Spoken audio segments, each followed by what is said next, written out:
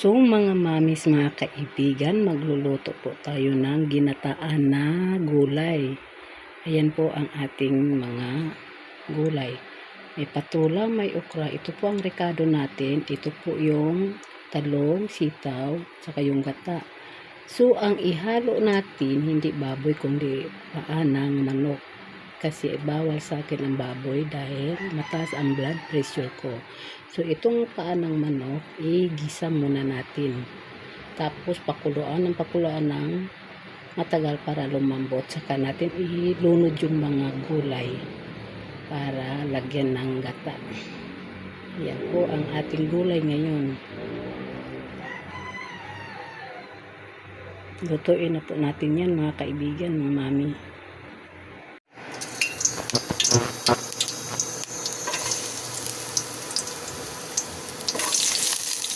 Lagyan natin na yung mga rekado natin.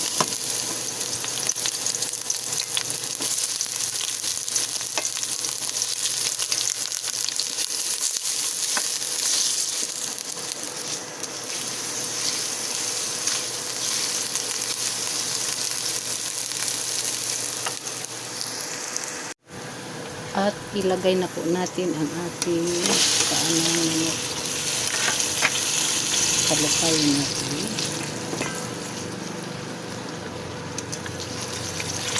At lagyan natin po ng tubig.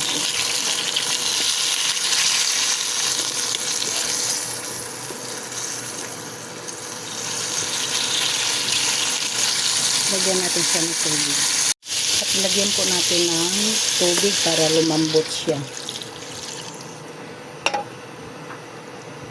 Paglambot niya, tsaka natin ilunod yung mga gulay at gata.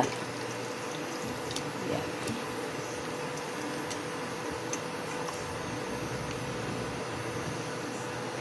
Timplahan na po natin siya para malasa.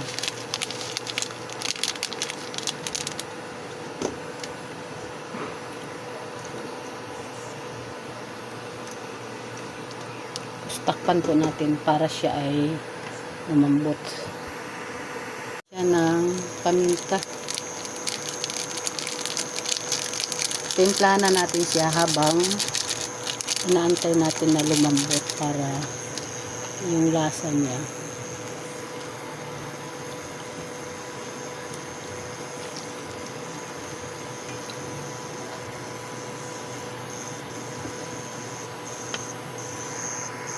Meron pa tayo ibang rekado dito. Tsaka natin ilagay mamaya at sa sa gata.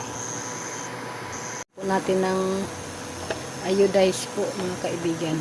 Ayan.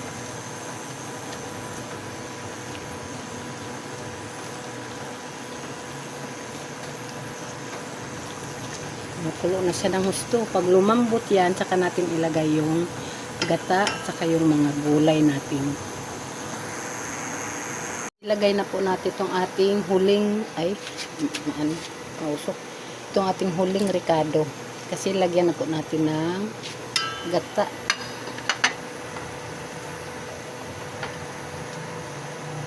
Tumikit itong rekado natin. Ayan. Timplado na po, ayan siya. Malambot na po yung manok. Tapos ilagay po natin itong gulay natin. Ayan.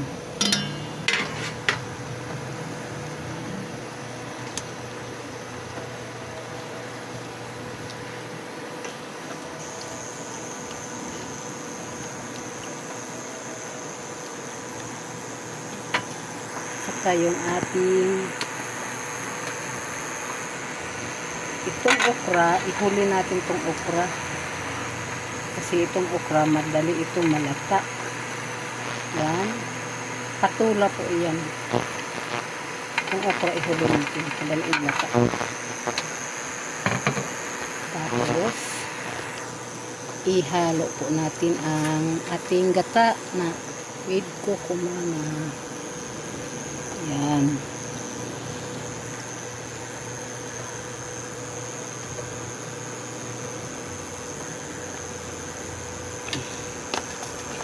Tapos, kunting halukay. Yan. Ginataan na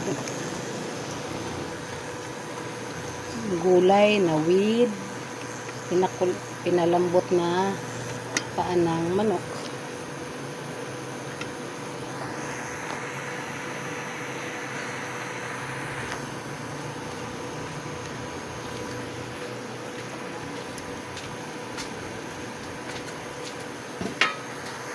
So, ayan na po ang ating ginataang gulay na with may paa ng manok.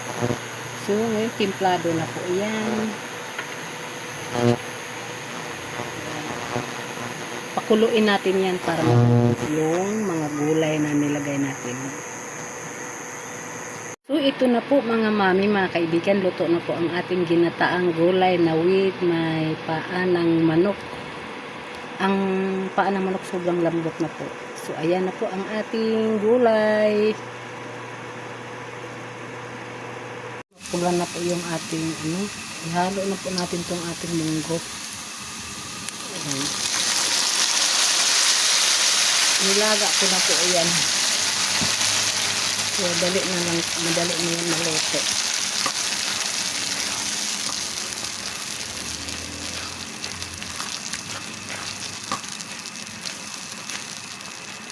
Luto na ito siya eh. Sinilaga ko. Tapos, lagyan po natin ng chicharon.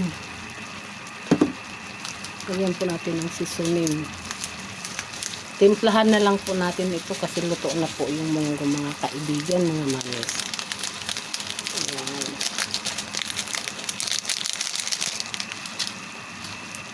At halukayin po natin.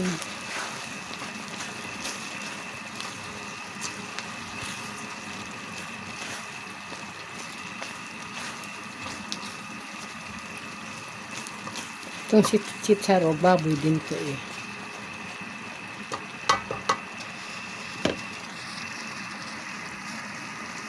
Tubig kasi medyo tuyo po siya. Ayan, lagyan po natin ng konting tubig.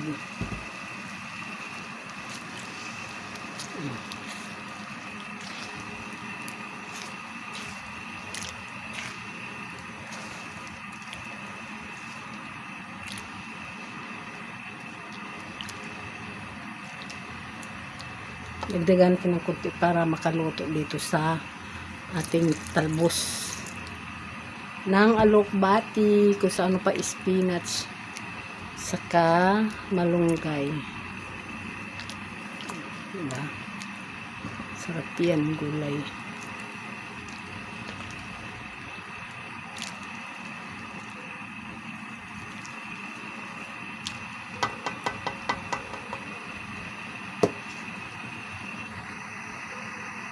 Pag kumulo yan, ilagay na po natin ang ating malunggay at saka alokbati. Ang kunting iodize po, timplahan natin mga kaibigan. Ayan. Iodize po ang gamit ko mga kaibigan. Wala ka baka maalat. So, halukayin po natin. Para ma-mix po yung iodize na nilagay po natin.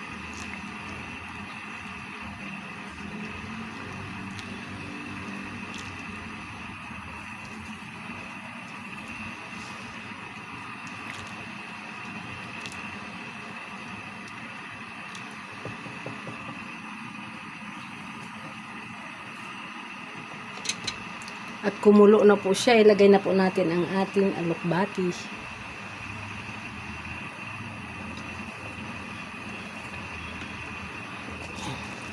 Kunti lang po itong alokbati natin para hindi siya mangamoy. Tapos malunggay. Doon sa garden natin yung kinuha na mga dahon-dahon. Marami pa okra doon. Kukunin ko. Saka mga talong. Diba? Sarap ng gulay natin.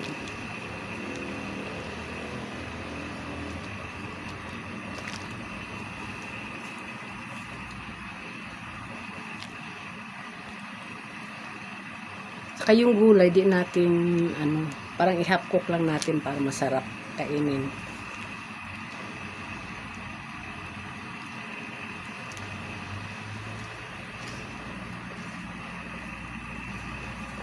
So, tikman po natin mga kaibigan kung tama na po ang timpla sa ating gulay ng munggo.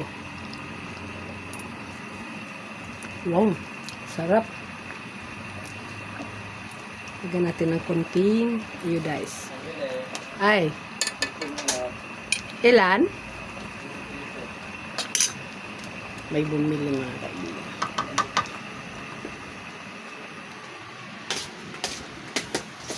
Litsun manok.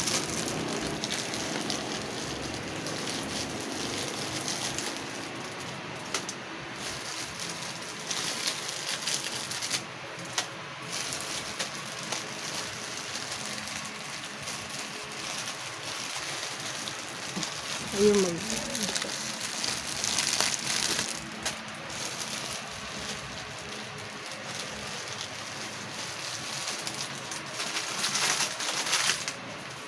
ito po.